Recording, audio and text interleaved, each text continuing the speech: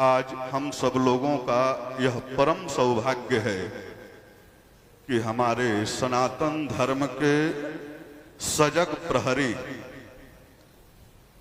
और जिनके विषय में हम जैसे अल्पज्ञ लोग तो कुछ कहें ये धृष्टता ही है, फिर भी अपनी टूटी फूटी वाक पुष्पांजलि पूज्य श्री महाराज जी के चरणों में समर्पित तो करनी है। जैसे नारद जी ने भक्ति ज्ञान वैराग्य को वृंदावन में देखा तो आश्चर्य हुआ कि क्या भक्ति ज्ञान वैराग्य भी साकार होते हैं।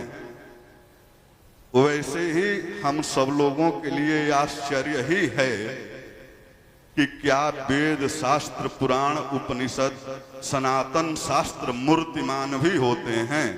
वैसे सनातन शास्त्र के साक्षात मूर्तिमान स्वरूप हम लोगों के बीच में श्री भागवतानंद गुरु जी महाराज, जिनको निग्रहाचार्य जी के नाम से पूरा देश ही नहीं अपितु विश्व ही समय जान रहा है, जिनके रहने करने और कथने बिल्कुल शास्त्र के सूत्र पे चलती है। न रहने शास्त्र से इतर है, न करने और न कथने। जो बोलेंगे शास्त्र ही बोलेंगे, शास्त्र को ही स्वीकार करना है। आज ऐसे महापुरुष हम सब लोगों के बीच में पधारे हैं, जिनका दर्शन करने से ही सब पाप नष्ट हो जाते हैं। और देखिए, कथा का समापन तो 6 बजे होना है या उसके बाद होना है, तो आशीर्वाद तो तब मिलना था, लेकिन उसका फल पहले ही मिल गया। भगवान की कृपा हो गई कि ऐसे महापुरुष हम लोगों के बीच में पधारे हैं। तो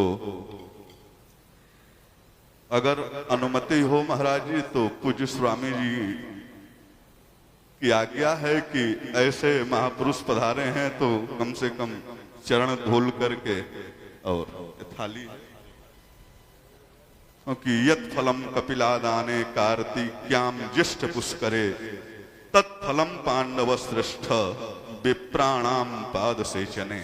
और ऐसे सद विप्र जिनका जीवन बिल्कुल शास्त्रनिष्ठ है, ऐसे पूज्य श्री निग्रहाचार्य जी महाराज पधारे हैं। तो श्री लक्ष्मी नारायण जी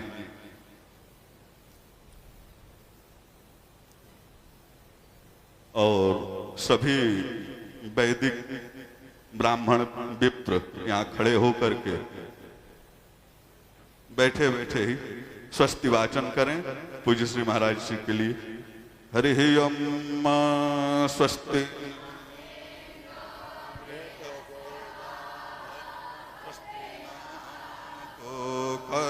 विश्ववेदा स्वस्ति नस्तारक्ष्य अरिष्टाने में स्वस्ति नो बृहस्पतिर्दधातु बृहदस्वामरुतः प्रश्ने मातरः शुभञ्जवन विदधे को जगमायः अग्निर्जिह्वा मनवः सूरचक्षुष विश्वे नो देवा अवसागमन्निहा भद्रां कर्णेभिः शृणुयाम देवा भद्रां पश्ये माक्षभिर्यजत्रायुष्टिरैरङ्गै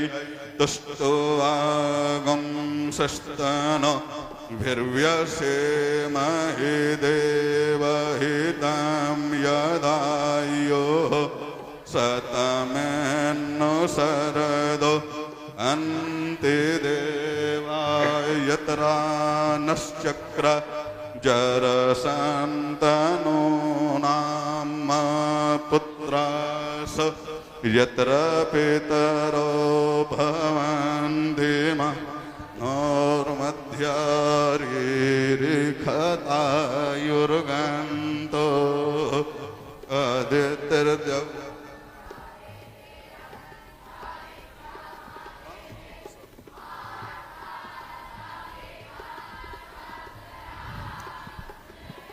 देवा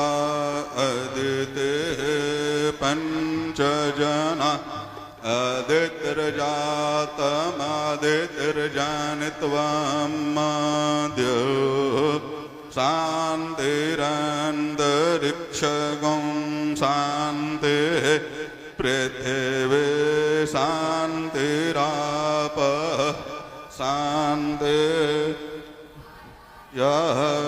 शान्तिः वनस्पतयः शान्तिर्विश्व शान्ति ब्रह्म शान्ति सर्वगुं शान्ति शान्तिरेव शान्ति सामा शान्तिरेधि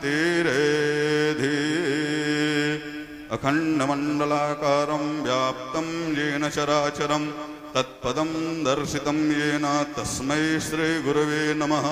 सर्वमङ्गलमाङ्गल्यं सर्वोपद्रवनाशनं वन्दे रामानुजार्यस्य नित्यं पादाम्बुजद्वयम्।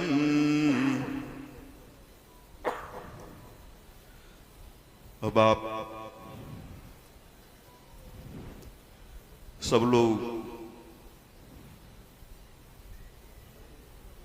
दर्शन कर रहे हैं और हम चाहेंगे कि जब इस कृष्ण कुंज के परिसर में पूज्य श्री स्वामी जी महाराज का पदार्पण हुआ है तो इस संस्था के संस्थापकाध्यक्ष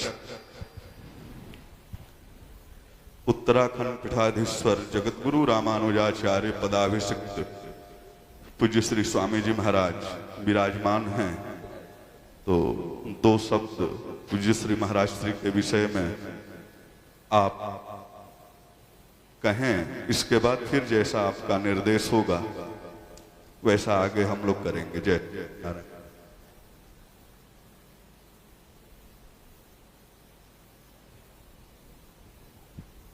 ओम ओम जयति सकल विद्या वाहिनी जन्मशैलो जन पथ परवृत्ति श्रांत विश्रांत साखी निखिल कुमति माया सर्वरी बाल सूर्यो निगम जलधि वेला पूर्ण चंद्रो यतीन्द्र वंदे वेदांत कर्पूर चामी करकरंडकम रामानुजार्य मार्याणाम चूड़ा मणिमहर्षिषम।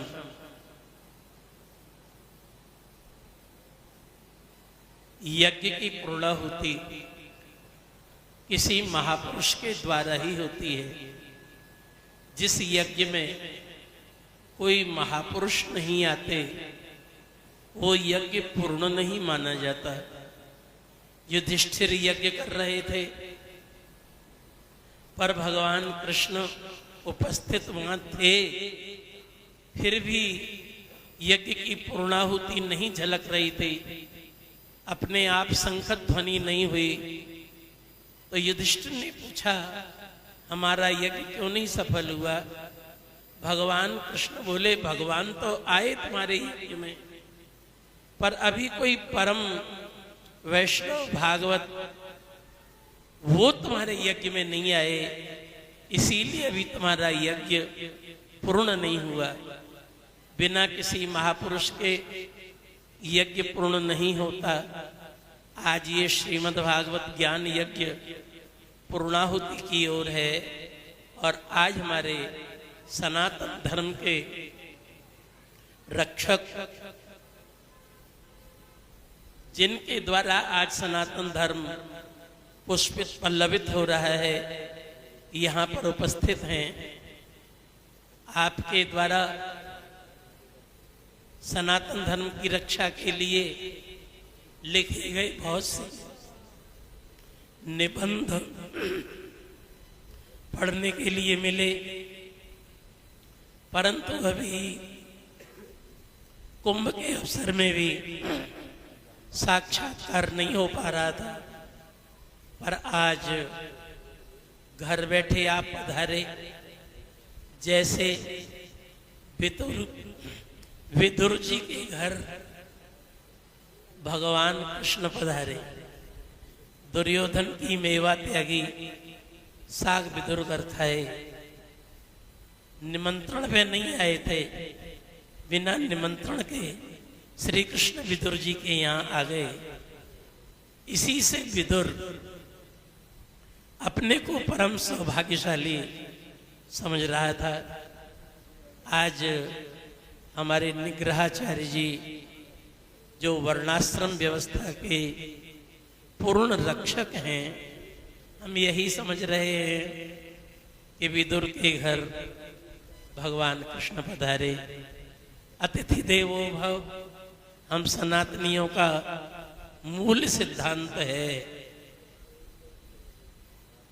अतिथि उसे कहते हैं जिसके आने की तिथि का पता न हो और आ जाए, उसका नाम अतिथि। आप हमारे लिए देवतुल्य हैं क्योंकि अतिथि हैं। आपका इस कृष्ण कुंज में स्वागत है। आप वर्णाश्रम व्यवस्था के पूर्ण पक्षधर हैं। भगवत पाद श्री रामानुजाचार्य जी ने भक्ति की परिभाषा करते हुए लिखा, वर्णाश्रमानुकूलो व्यापारो भक्ति। भक्ति की परिभाषा ये नहीं कि कोई भी कुछ भी लेके बैठ जा और करने लगे मनमौजी। वर्णाश्रमानुकूल व्यापारो भक्ति। वर्ण और आश्रम के अनुसार जो हम व्यवहार करते हैं उसी का ही नाम भक्ति है। वर्णाश्रम व्यवस्था को छोड़कर यदि कोई भक्ति हो सकती है तो उसको प्रमाणित भक्ति नहीं माना जा सकता। आपने सदैव वर्णाश्रम धर्म की व्यवस्था का पालन किया है और हमारे श्री वैष्णव आचार्य धर्म में तो वर्णाश्रम व्यवस्था ही मूल जड़ है। आज वर्णाश्रम व्यवस्था के विपरीत ही लोग उल्टा सीधा कार्य कर रहे हैं, परंतु इसकी रक्षा भी भगवान स्वयं कर रहे हैं।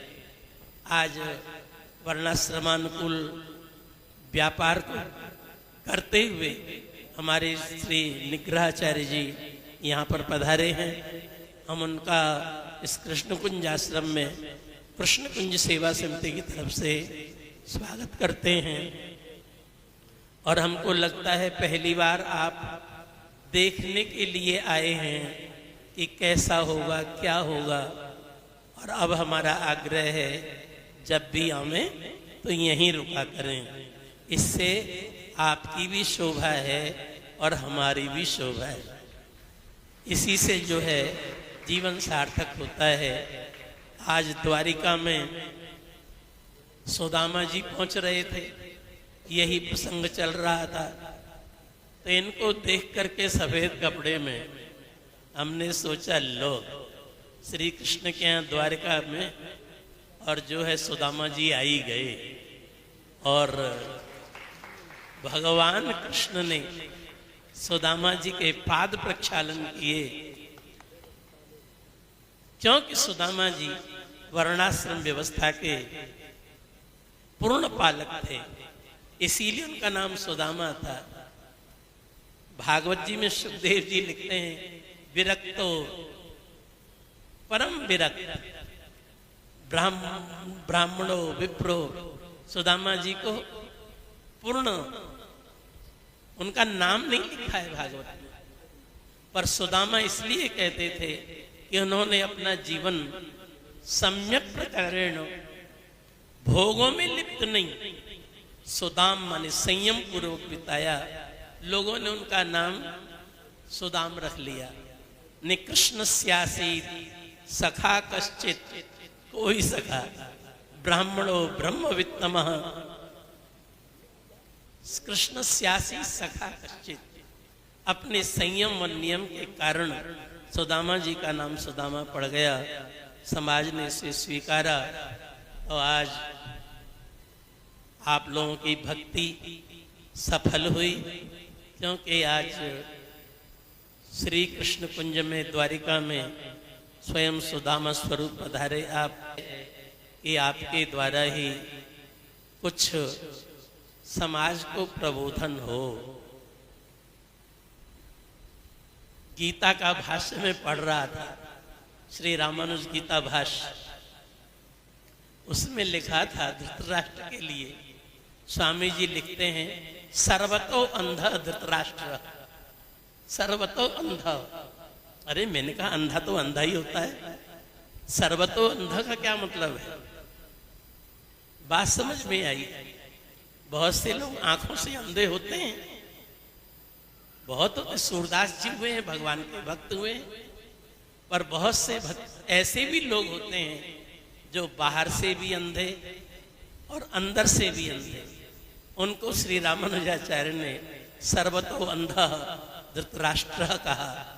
ऐसे सर्वतो अंधा जो धृतराष्ट्र हैं, आपने इन धृतराष्ट्रों को सुधारने के लिए बहुत कुछ लिखा। और आप, मुझे लगता है, अभी शतायु कई बार होंगे। क्यों कि आज ही दोपहर को पुस्तक देखते हुए मैंने मूरख हृदय नचेत ये वाली पुस्तक देख रहा था, जो इसमें आपके समाधान थे, उत्तर थे। और यदि इसी तरह रक्षा होती रही तो इसका सनातन धर्म का बीज कभी समाप्त नहीं हो सकता, क्योंकि इसका नाम ही सनातन है, सदैव रहने वाला है। मिटाने वालों मिटा लो दुनिया, बनाने वाला बना ही लेगा। ये सनातन धर्म इस तरह का धर्म है। हमारे आचार्यों ने वर्णाश्रमानुकूल व्यापार को ही भक्ति माना है, और आप भी वर्णाश्रम व्यवस्था का पूर्ण पालन करते हुए आज यहाँ आए हैं। हमारी इच्छा है हमारे सभी भागवतों को आप आशीर्वाद दें कि ये भी सनातन धर्म के अनुसार अपना जीवन बितावें। इसी से भागवत की सफलता है। अंतिम दिन और अंतिम प्रहर का ये प्रवचन सफल हुआ है, ऐसा समझना चाहिए। जय श्रीमन्नारायण, जय श्रीमन्नारायण, जय श्रीमन्नारायण, जय श्रीमन्नारायण, जय श्रीमन्नारायण, जय श्री कृष्ण, जय श्री कृष्ण, जय श्री कृष्ण, जय श्री कृष्ण, जय श्री राधे, जय श्री राधे, जय श्री राधे। जय श्री राधे।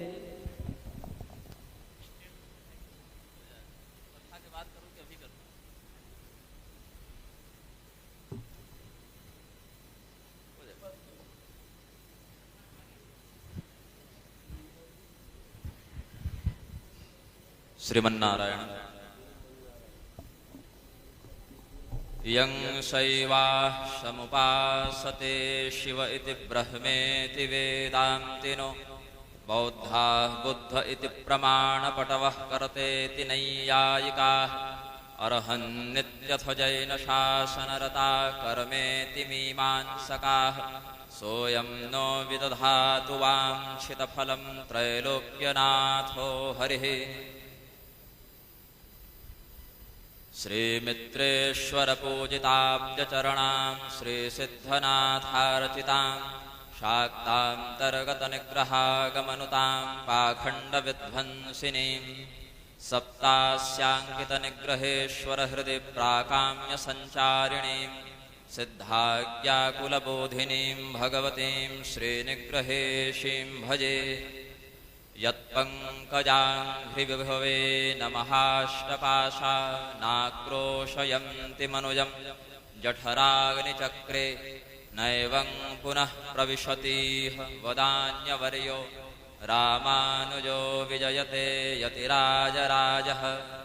श्रीनाथमचलं नित्यं सर्वज्ञत्वादिकामदं, वन्दे मूलाधिकारस्थं बोधरूपं जगद्गुरुं। प्रेम से बोलिए आनंद कंद भगवान की जय, अखिल संत समाज की जय। कल रात्रि को लगभग 10-11 बजे हमारा ऋषिकेश में आगमन हुआ। इससे पूर्व लगभग 4-5 महीनों तक हम अपने गुरुपीठ श्री कामाख्या धाम में तपस्यारत थे, और नीलकंठ महादेव जी के दर्शन के लिए इधर आए। आज तो उनका बड़ा मंगलमय दर्शन हुआ, और मार्ग में इस कार्यक्रम का बैनर हमने देखा तो श्री स्वामी जी का स्मरण हो आया। और यहाँ कभी हम पहले आए नहीं थे, यहाँ का नंबर भी नहीं था।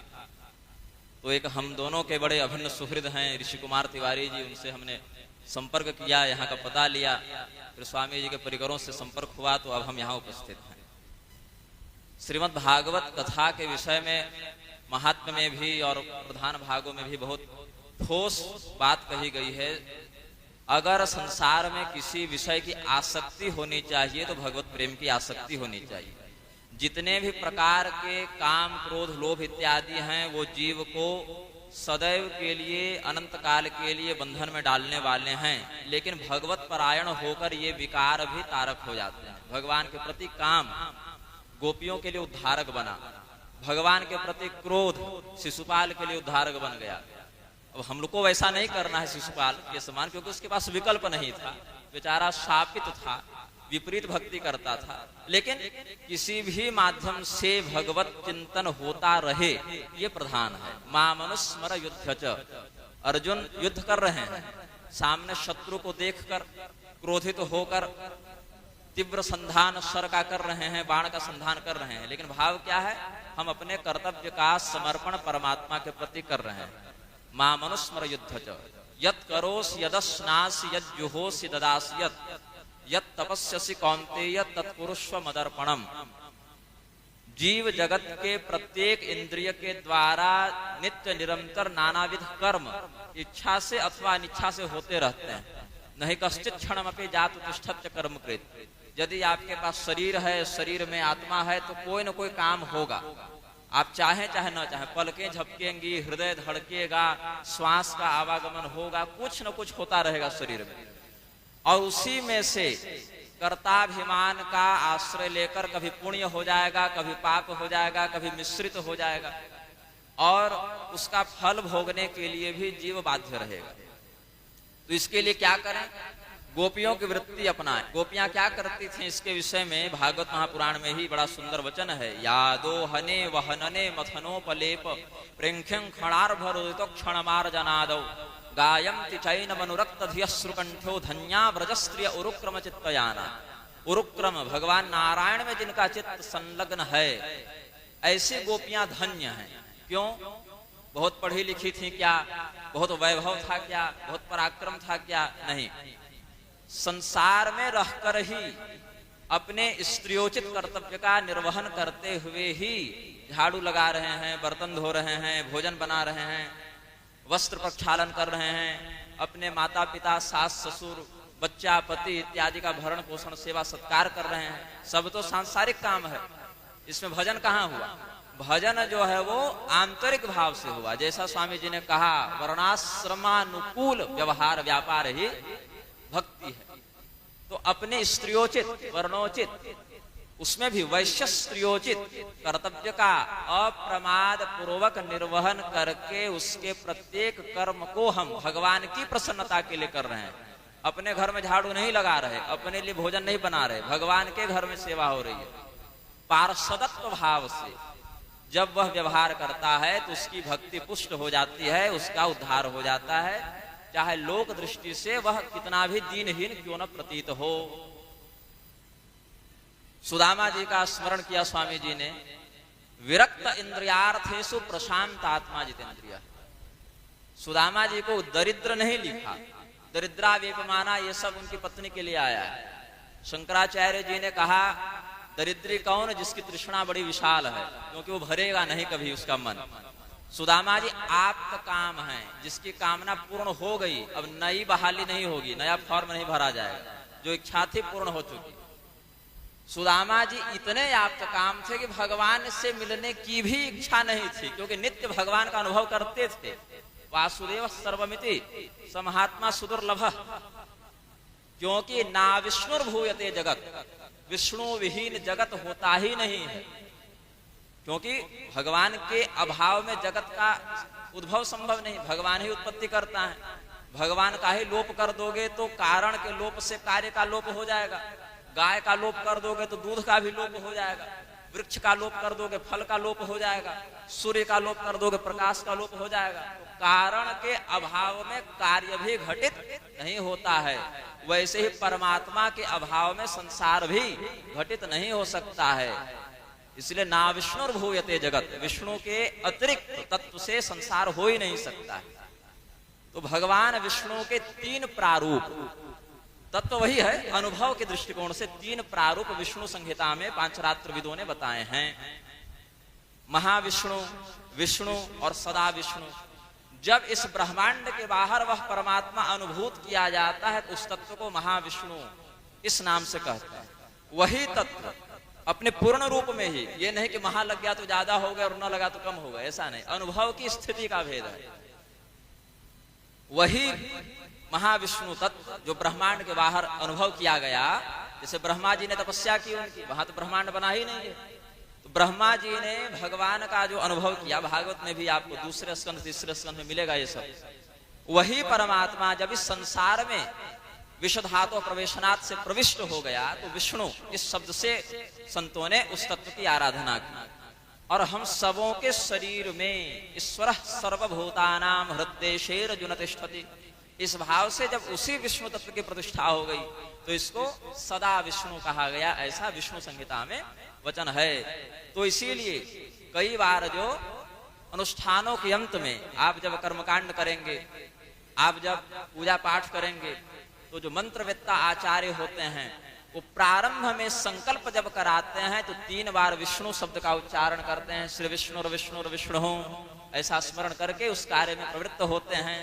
काम जब पूरा हो गया, अनुष्ठान पूरा हो गया, तब फिर त्रिविष्णुम स्मरे, 3 बार फिर विष्णवे नमः विष्णवे नमः विष्णवे नमः ऐसा कहते हैं। तो तीनों स्थानों पर इस ब्रह्मांड से बाहर विष्णु तत्व का स्मरण, इस ब्रह्मांड के भीतर विष्णु तत्व का स्मरण, और फिर अपने हृदय में विष्णु तत्व का स्मरण, ऐसे संकल्प के आदि में त्रिविष्णु स्मरण, और संकल्प के अंत में भी 3 बार विष्णु तत्व का स्मरण करके कार्य समाप्ति पर जो संकल्प सिद्ध हो गया उसके बाद भी 3 बार विष्णु स्मरण करके परमात्म तत्व के प्रति अपने समस्त ऐहिकामुष्मिक लौकिक और पारलौकिक कर्तव्य कर्मों को विनियुक्त किया जाता है।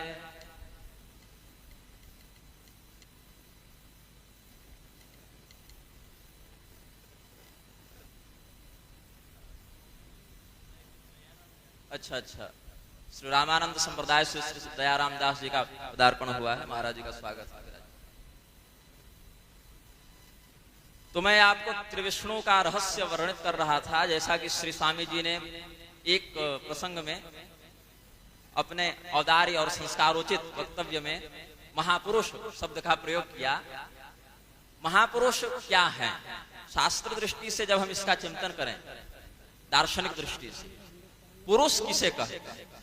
एक तो हो गया स्त्री पुरुष वाला शारीरिक लक्षण, स्त्री पुरुषोचित जो व्यवहार जगत में है, ये तो सर्व सामान्य बात हो गई।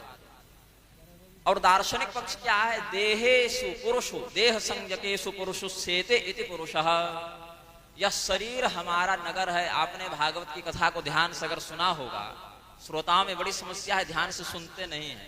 100 भागवत सुन लेंगे जीवन में, लेकिन पूछो कि 24 अवतार के नाम क्या है तो नहीं बता पाते हैं। क्यों? तन्मयता का अभाव होता है। आपको कोई अलग से थोड़ी भागवत सुनाएगी कि आपके लिए अलग संस्करण छापा गया था, गोकर्ण जी अलग पढ़े थे और सुखदेव जी अलग पढ़े थे। तन्मयता का भाव गोकर्ण जी के चरित्र में यही सिद्ध होता है ना, धुंधकारी का मोक्ष हो गया। भाव भेदात फल भेद, तन्मयता का भाव का अभाव ही फल में भेद उत्पन्न कर देता है। अर्चकस्य प्रभावेण शिला भवति शंकर। पत्थर जो दुकान पर पड़ी है उसमें देवत्व क्यों नहीं होता? क्योंकि वहां अर्चक के भावना का प्रभाव नहीं है। तो भाव का प्रभाव और भाव का अभाव यही किसी कार्य के फलित या निष्फल होने में हेतु है। थोड़ी मेरी शब्दावली समझने में अगर समस्या होती होगी तो आप लोग क्षमा की है। तो भगवान का जो पुरुषत्व है वही हम सबों के पुरुषत्व का कारण है। शरीर ही नगर है। पुरंजनोपाख्यान में आपको पता चला होगा कि हमारा शरीर ही वह नगर है जहां चेतन रहता है, आत्मा रहती है। तो देह संज्ञकेषु पुरुषु, शरीर रूपी नगर में रहने वाला, शयन करने वाला जो आत्म तत्व है, चेतन है, वही पुरुष कहलाता है। और ये पुरुष फंसा हुआ है। और महापुरुष जो है, महाश्चासो पुरुषः, वह जो परमात्मा इस पुरुष से भी पुरुषोत्तम स्थिति में महान है, वह महापुरुष है। तो वही महापुरुष तत्व से आपको शास्त्रों में एक महापुरुष विद्या का भी वर्णन मिलेगा जो अहिर्बुध संहिता इत्यादि में है, और श्रीमद् भागवत में भी संकेत में चित्रकेतु प्रसंग में नारद जी के द्वारा महापुरुष विद्या का नमस्ते महापुरुषाय महाराजाधिराजाय ऐसे करके 2-3 बार, एक बार तो किम पुरुष वर्ष के वर्णन में पंचम स्कंद में, और एक बार चित्रकेतु प्रसंग में वहां मिलेगा। तो महापुरुष कौन? परमात्मा ही महापुरुष हैं, और उसमें हम सभी का जो आत्म तत्व है, चाहे नर हो चाहे मादा हो, स्त्री का शरीर हो चाहे नर का शरीर हो, उसमें रहने वाला आत्म तत्व पुरुष है। और महापुरुष परमात्मा के प्रति मूल तत्व में समर्पित हो जाना उसका एकमात्र लक्ष्य और कर्तव्य होना चाहिए। इसी को प्रधान में रखकर, इसी को केंद्र में रखकर भागवत कथा सुनी जाती है, कही जाती है, मनन चिंतन किया जाता है। और लंपट के समान गोस्वामी जी कहते हैं, कामे नारी प्यारी में लोभई प्रिय जिमि दाम। जैसे लोभी व्यक्ति धन का चिंतन करता है, कामी व्यक्ति स्त्री का चिंतन करता है, वैसे भगवत चिंतन कर लो तो जानो कि अखंड भक्ति हो रही है।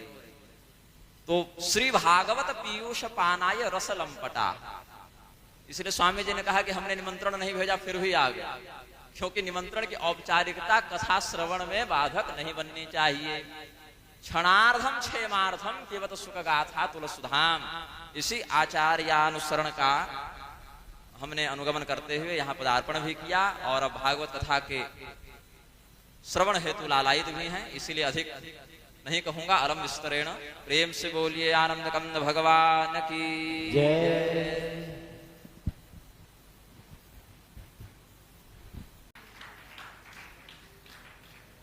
व्यासपीठ से हरि नाम संकीर्तन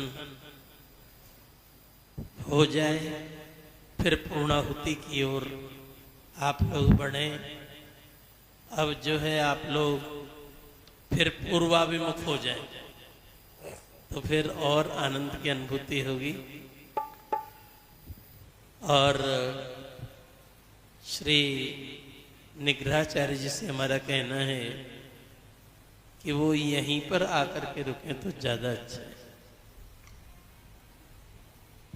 जय श्री मन्नारायण। मन्नारायण। जय श्री राधे। जय श्री राधे। जय श्री राधे। श्री वेणुगोपाल भगवान की जय। श्री बद्री नारायण भगवान की जय। श्री लक्ष्मी महारानी की जय। सत्य सनातन धर्म की जय। श्रीमद्भागवत महापुराण की जय। श्री सुखदेव जी महाराज की जय। भाष्यकार श्री रामानुस्वामी जी महाराज की जय। श्री हनुमान जी महाराज की जय। श्री गंगा मैया की जय। गौ माता की जय। जगतगुरु श्री स्वामी जी महाराज की जय। संत समाज की जय। पूज्य श्री निग्रहाचार्य जी महाराज की जय। विप्र समाज की